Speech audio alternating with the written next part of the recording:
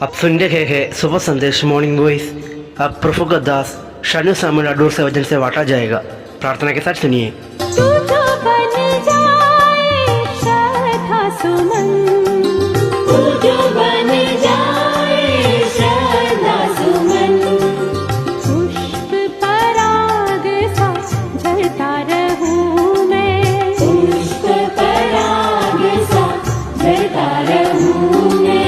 प्यासा हिरन जैसे ढूंढे है जल को, ऐसे प्रभु मैं तुझे खोज रहा, ऐसे प्रभु मैं तुझे खोज रहा। प्यासा हिरन जैसे ढूंढे है जल को, ऐसे प्रभु मैं तुझे खोज रहा, ऐसे प्रभु मैं तुझे खोज रहा। परमेश्वर के नाम की स्तुति हो।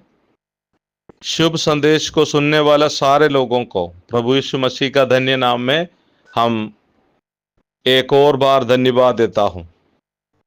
एफेसियों का पत्री 2 अध्याय उसका 4 आयत जब हम पढ़ते हैं ऐसे शुरू होते हैं उधर, परंतु परमेश्वर ने जो दया का धनी है।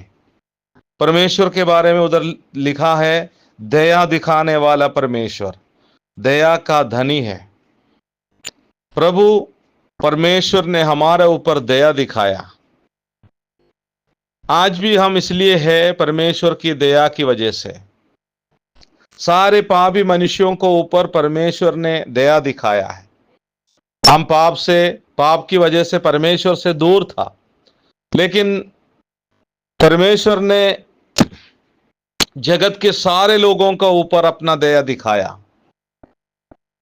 उस दया प्रेम परमेश्वर हमारे ऊपर दिखाया, इसलिए हम आज भी परमेश्वर के चरणों में बैठ सकते हैं। नहीं तो हम दुनिया से कब से चले जाते थे। इतना हमें प्रेम करने वाला परमेश्वर है। जब इस अध्याय शुरू होते हैं, हम अधर्म के कारण, पाप के कारण मरे हुए लोग थे। ऐसे लोगों को परमेश्वर ने जिंदा किया। और उधर ऐसे लिखा है हम इस दुनिया की बातों को पीछे चलने वाला लोग थे। इस दुनिया की अवस्था के अनुसार जीवन बिताने वाले लोग थे।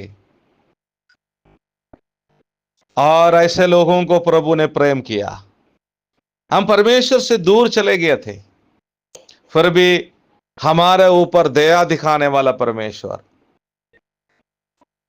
हमारे ऊपर करुणा दिखाने वाला परमेश्वर।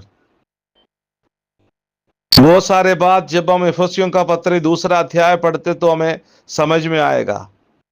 हमारे पूरे अवस्था के बारे में उधर लिखा है। ऐसा प्रेम हमारे ऊपर प्रभु ने दिखाया। हमारे स्वभाव की वजह से हमें प्रेम करने वाला कोई नहीं था। हमारे स्वभाव ऐसे थे। ऐसे स्वभाव दिखाने वाले लोगों को ऊपर प्रेम दिखाने वाला, प्रेम करने वाला परमेश्वर। जब हम सच्चे मन से सोचते हैं, हमें पता चलते हैं हमारे परिवार के लोग भी हमें प्रेम नहीं कर सकते। ऐसे स्वभाव है हमारा। हमें प्रेम करने के लिए कोई योग्यता नहीं है। ऐसे लोगों को ऊपर प्रभु ने दया दिखाया, प्रेम किया। ये बात हमेशा हम याद रखना है।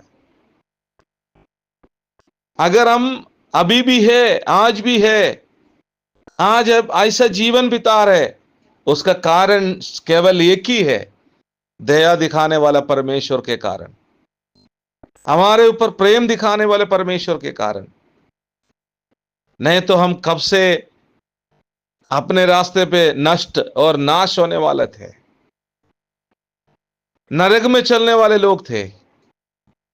उस नरक की गड्ढे से प्रभु ने हमें बचाया। प्रभु ने हमें हाथ दिया।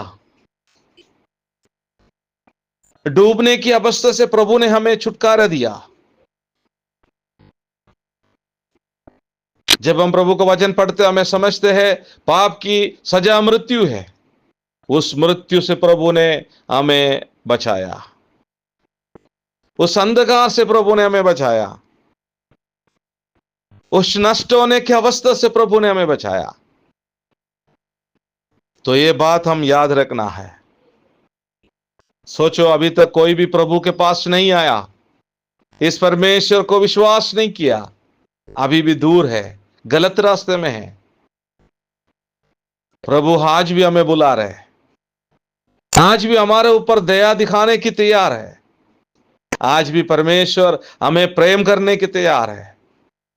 अगर हम परमेश्वर का प्रेम को छोड़ के हम अपने रास्ते पे जब चलते हैं, उसका अंत नाश होते हैं, अंधकार होते हैं। इस अंधकार से हमें सच्चे ज्योति दिखाने वाला परमेश्वर कहा है, मैं ज्योति हूं, सच्चे ज्योति मैं हूं। दुनिया में कोई भी ऐसे नहीं बोला। बहुत सारे लोग बोला, आज मैं तुम्हें सहायता करेगा, मदद करेगा, लेकिन प्रभु कहते हैं केवल कुछ समय की मदद नहीं, कुछ सहायता नहीं, दया दिखाने वाला, प्रेम दिखाने वाला, अंधकार से छुड़ाने वाला परमेश्वर आज भी हमें प्रेम करते हैं। इस बात को हम समझना है, इस बात को समझकर हमारा जीवन को हम बिताना है। इस दुनिया की अवस्था में मालूम है, बहुत सारे लोग अंधकार में चलते हैं, अभी तक सच्चे ज्योति नहीं देखा है। प्रभु हमें बुला रहे हैं, हमारा स्वभाव को बदलने वाला, हमारा जीवन को बदलने वाला परमेश्वर हमें दया दिखाने वाला है। प्रभु को हम धन्यवाद देते हैं। परमेश्वर हम जैसे लोगों को ऊपर दया दिखाया, हम जैसे लोगों को ऊपर उसने प्रेम किया। मनुष्य की बुद्धि से यह बात हम समझ नहीं सकते हैं, उतना महत्वपूर्ण बात है। आइए हम इस परमेश्वर को धन्यवाद देंगे, इस परमेश्वर का दया को समझ के, जो प्रभु ने हमारे ऊपर दया दिखाया, प्रेम दिखाया, हमें छुटकारा दिया, पापों से मुक्ति दिया, मृत्यु से बचाया, उस परमेश्वर को हम धन्यवाद देंगे। अभी तक कोई भी अगर इस रास्ते पे नहीं आया, इस परमेश्वर का दया के बारे में नहीं समझा, इस परमेश्वर का प्रेम के बारे में नहीं समझा, प्रभु अभी भी बुला रहे।